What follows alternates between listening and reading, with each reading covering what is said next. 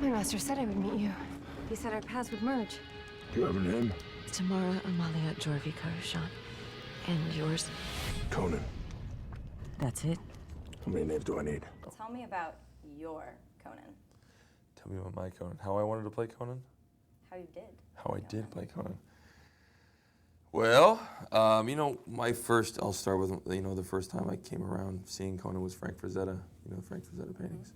So that was kind of my first glimpse at Conan. When I was a young boy, I saw it at a friend's house, and that was like, you see that image of him up on the skulls and the woman around his leg. You understand that what world he comes from, and he's a badass. That was kind of my introduction to it. I wanted to really, really be that man in the painting. You know, that's one of I haven't really talked about that, but I didn't need to see the movie. I read the books, and I read the comics. I'm a big fan of reading, unlike most people, and I like to use my imagination, and as an artist, whatever I gather from the source material to let that come through me. But when I look at Frank Frazetta's paintings, I wanted to be that Conan. So I wanted to study a lot of like big cats. I took my kids I'd go to the zoo and I'd study these lions, and I wanted to see how they prowl and stalk. And just when you look into a lion's eyes, you wanted to be scared, but you're still drawn to it. And I wanted to study samurai. I love old samurai movies, like old Akira Kurosawa movies. And I wanted to be able to wield a broadsword like a samurai, be able to take something that big of metal and be able to do it so nimble and quick and tear shit up. That's my Conan. Did you do it? Were you the lion? Absolutely. Well, you'll see. Can't wait. See. Gotta go August 19th. You're gonna see. Is there anything you would have done differently? No, because we bled for it. You know, there's blood, sweat, and tears. There's skin, lost skin everywhere, scars. I think we did a really good job, and we want to reboot this franchise. You know, it's been 30 years, and in Hollywood, that's all forever. I mean, Spider-Man just ended, and there's a new Spider-Man, right? There's been 7 different Batmans. People are like, how do you compare yourself with Arnold? But there's no way Arnold and I are even remotely close. So it's exciting to see a new generation of fans all go see it and hopefully fall in love with the Barbarian. Do you foresee going into politics as well? Oh, no. No. I don't read the paper. I don't watch TV. I stay away from all that. Politics are bad. So would you say the largest difference of this Conan, since it's a classic tale, is just it's a little darker and grittier? No, I think it's really an origin story and a revenge story, but it's got a little more humanity in the sense that you know that he was born on a battlefield, you know he was cut out of his mother, and he tasted her blood before her breast milk, and you know he's raised by his father. You find out that he is this true little warrior, who Leo Howard is amazing. He plays the young Conan, and obviously his father is killed by these men, like 4 or 5 men, and he has to watch his father die in front of his eyes, so you really know where this man's coming from. Then you kind of go into his pirating years where he's, you know, whoring around town, drinking and being debauchery. And then he sees the man who killed his father, and it starts the whole death tour. Boom.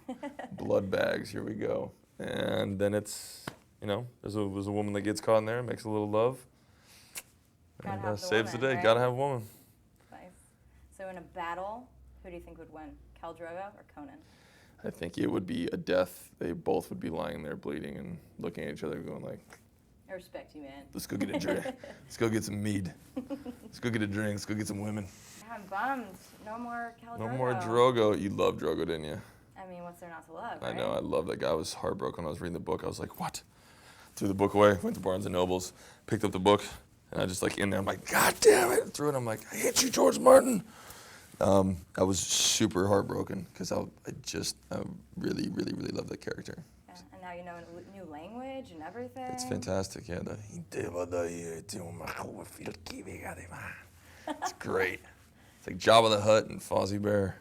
Game of Thrones is fantastic. It's the best. They're gonna mop up Emmys. It is the greatest experience of my acting career. Wow. You don't ever work with there's 50 amazing. There's two Americans. You know, Peter Dinklage, who's amazing. Can't say enough good things about him. And then you go, you know, another 48 beautiful English actors, and then a handful of amazing directors that work for HBO and writers who are phenomenal. These guys I love. I would die for that. They were just phenomenal in it. So when you work for people that you love, there's always something that's great that's gonna come out of it. Absolutely. It had to be on HBO. Had to. It's a 10-hour movie. Absolutely had to be on HBO. If you were to play a different character on the show? Tyrion. Yeah. Yeah, man. I laugh. I love the imp, man. He'd be my favorite. He's feisty. He is. I think he's my favorite character. And I hear you did a little improv. Wasn't ripping out throat your Oh, idea? yeah. Well, because I finished Conan, and I was like, guys, I just killed 100 men and chopped their heads off. I want to do something that's that's more, just more methodical. And I had a dream that someone lipped off to my wife, and I just literally opened his throat and ripped his jugular out. Just threw it down. I wanted to. So that's actually my stunt double from Conan that plays Mago. So I call him over, and he's in Bulgaria. It's funny, he doesn't even speak English. So I had to teach a Bulgarian how to speak Dothraki, but he don't speak English. So I'm like, oh man, there's a lot of charades. I'm like, it goes like this too. So, I mean, it was very hard to teach him that. But I wanted the idea of, because in the book he gets scratched by a lion, and it's just so like, she gets almost killed in the book, and you're like, he comes home, he's like, hi honey, I got you a lion coat, here's your cloak.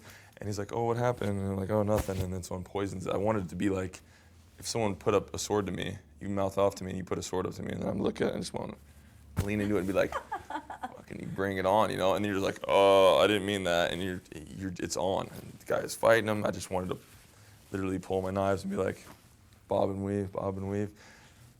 I don't need any weapons. That's how badass Drogo is. I wanted to see these battles, and I think George didn't know he was going to get me. Glad you did. That's right, Mr. Martin. Are you going to stay in the Barbarian path? Are you going to try to branch out? I don't want to put any limitations on what I want to do. I mean, I just wrote my first movie, and you're going to be directing that this winter. And What's it called? It's called Road to Paloma. You can actually check it out on Vimeo. Okay. Yeah, it's a road movie. It's a very simple indie, and I mean, I love drama and comedy is what I want to do. I just happen to be an artist trapped in an action hero's body. Well, it's been a pleasure. I really Thank look you. forward to seeing Conan. I can't wait for you to see it. I hope everyone likes it. When a barbarian feels thirst, it is a thirst for blood.